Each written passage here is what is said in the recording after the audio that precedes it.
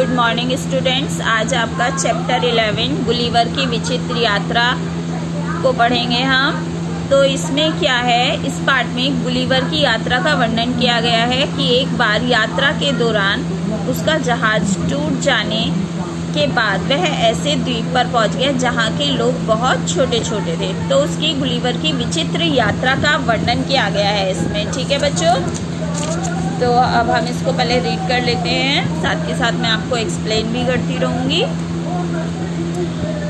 मैं एक जहाज़ पर नौकरी करता था।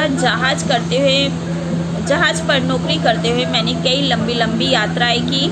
एक बार दक्षिण सागर से पूर्वी द्वीप समूह की ओर जाते हुए हमारा जहाज़ तूफान में फंसकर चकनाचूर हो गया। सौभाग्य से मैं तैरकर किनारे पर आ गया और थककर वहीं लेट गया।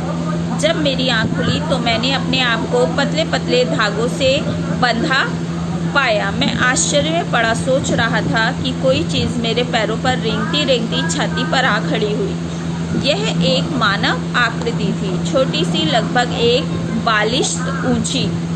कुछ देर बाद उसी प्रकार के सैकड़ों प्राणी मेरे शरीर पर चढ़ गए। मैं जोर से चिल्ला उठा, कौन हो तुम? मेरा चिल्लाना था कि वे लोग लुढ़कते उड़कते और चीखते चिल्लाते भागे। इसके बाद मैंने उठने का प्रयत्न किया तो कुछ धागे टूट गए। यह देखकर उन लोगों ने मेरे ऊपर सुई जैसे पतले पतले तीरों की वर्षा प्रारंभ कर दी। मैं समझ गया कि चुपचाप लेटे रहने में ही भलाई है। अब उन अद्भुत प्राणियों ने तीर बरसाना बंद कर दिया। उनमें से एक कुछ दूर ऊंचाई पर खड़े होकर जोर जोर से चिल्लाकर कुछ कहने लगा। मैंने हाथ हिलाकर उसे समझाने का प्रयत्न किया कि मैं उनकी भाषा नहीं समझता। फिर बार बार अपना हाथ मुंह की ओर ले जाकर मैंने इशारा किया कि मैं भूखा हूँ। वह मेरा इशारा समझ गया। बस फिर क्या था, मेरे मुंह के पास सीढ़ी लगा दी गई और सैकड़ों लोग टोकरियों में खाने का सामान ला लाकर मेरे मुंह में उड़ेलने लगे। जब पानी पीने का इशारा किया तो उन्होंने कई पीपे मुंह में उड़ेल दिए। उन्हें आश्चर्य हो रहा था कि मेरा पेट है या कुआं। थोड़ी देर में ही मेरी पलकें भारी हो गई और मैं गहरी नींद में सो गया। खड़खड़ खड़खड़ की आवाज़ से जब मेरी नींद टूटी तो यह देखकर मेरे आश्चर्य का ठिकाना न रहा कि एक गाड़ी में रखकर मुझे कहीं ले जाया जा रहा था। उन छोटे छोटे लोगों की एक विशाल भीड़ हथियार लिए मेरे दाएं बाएं चल रही थी। मैं समझ गया कि मुझे कैद कर लिया गया है। मेरे वहाँ पहुँचते ही लिलीपुट वासियों की एक विशाल भीड़ मुझे देखने के लिए उमड़ पड़ी। मेरे पहाड़ जैसे शरीर को देखकर सब लोग आश्चर्यचकित थे। लिलीपुट के बादशाह ने मुझे एक पुराने मंदिर में कैद कर लिया। संभवतः राजधानी में यही एक ऐसा स्थान है जिसमें एक मिनट बच्चों जरा, हाँ जी, जिसमें मैं झुककर घुस सकता था। शेष मकान तो खिलौनों जैसे थे। जिस तरह वे लोग मेरे विशाल शरीर को देखकर आश्चर्यचकित थे, उसी प्रकार मैं भी उनकी छोटी सी दुनिया को देखकर हैरान था। कुछ शरारती लोग मुझ पर तीर चलाने लगे। एक तीर मेरी बाईं आंख पर लगा। यह देख सिपाहियों ने 6 व्यक्तियों को गिरफ्तार कर मुझे सौंप दिया। 5 को तो मैंने अपने कोट की जेब में रख लिया और एक को उंगलियों में पकड़कर मुंह की ओर ले जाने लगा। वह मारे भय के बुरी तरह चीखने लगा। मैंने उन सबको जमीन पर छोड़ दिया।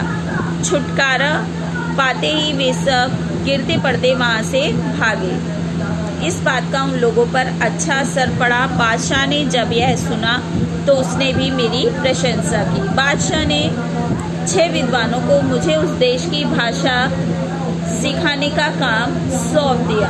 कुछ दिनों में मैंने उन लोगों की भाषा सीख ली। मेरे स्वभाव और व्यवहार से वे लोग बहुत खुश थे। बच्चे तो मेरे बालों में आँख मिचोली खेलते। इस तरह मैं सबका खिलौना बना हुआ था। एक दिन मैंने बादशाह से अपनी मुक्ति के लिए प्रार्थना की। उसने मुझे इन शर्तों पर मुक्त करना स्वीकार किया कि मैं बादशाह की आज्ञा के बिना कहीं आ जा नहीं सकूंगा और किसी देश से युद्ध छिड़ जाने पर मैं लिलीपुट वासियों की सहायता करूंगा। कुछ दिनों बाद मुझे ज्ञात हुआ कि पड़ोसी देश ब्लेफुस्कू के बादशाह ने एक शक्तिशाली जहाजी बेड़ा तैयार कर लिया। वह लिलीपुट पर चढ़ाई करने का अवसर देख रहा था। मैंने उन लोगों की सहायता करने की एक योजना बनाई। कुछ रस्सियाँ और कांटे लेकर मैं ब्लूस्कू की खाड़ी की ओर चल दिया। यह खाड़ी मेरे लिए विशेष गहरी न थी, पर उन लोगों के लिए तो यह महासागर से कम न थी। मैंने खाड़ी में घुसकर वहाँ खड़े सब जहाज़ों को कांटों में फंसा लिया और उन्हें खींचता खींचता लिलीपुट की ओर चल दिया। ब्लेफुस्कू के सैनिक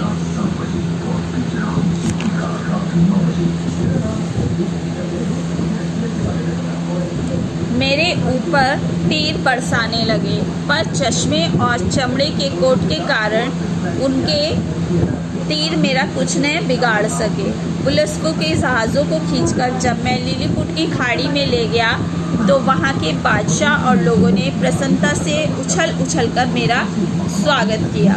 एक दिन मैं लिलीपुट खाड़ी के किनारे घूमता घूमता दूर जा निकला। वहाँ मुझे पानी में एक बड़ा तख्ता तैरता दिखाई दिया। ध्यान से देखने पर ज्ञात हुआ कि वह एक उल्टी नाव थी। उसे देखकर मैं खुशी से नाच उठा।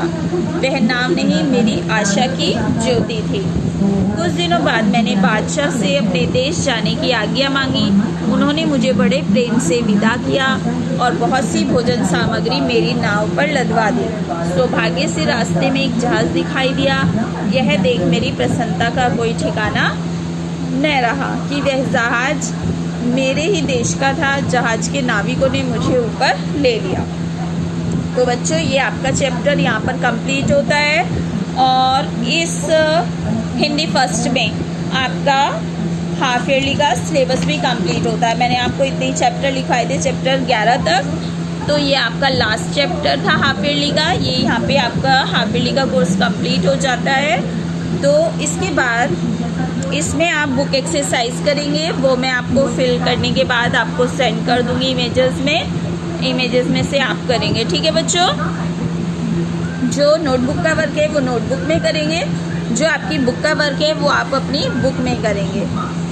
तो इसमें हमने यही पढ़ा कि गुलिवर की विचित्र यात्रा किस तरह की रही, उसने वहाँ पे किन मुसीबतों का सामना करा, कैसे कैसे लोगों से मिला और किस तरह से वह अपने देश वापस आया। ठीक है, और बच्चों मैं इसके साथ ही आपको ड्राइंग का वर्क भी सेंड करूँगी। तो आप इमेजेस में ड्राइंग वाला लेक्चर खोलेंगे और उसमें ड्राइंग का वर्क देखेंगे। ठीक है, तो आपको ड्राइंग का वर्क भी करना है। एक बार मैं आपको इसमें शो कर देती हूँ। ये स्पोर्ट्स कार है आपका पेज नंबर 6। ठीक है बच्चों, तो ये आपको फिल करना है। मैं आपकी इमेजेस में भी डालूँगी और इसके साथ ही आपकी जो ड्राइंग फाइल है वाइट पेज वाली नोटबुक जो है उसमें आप फ्रूट बास्केट भी बनाएंगे। फ्रूट बास्केट बनाकर शेड करेंगे और चेक करने के लिए भेजेंगे। Okay, good day.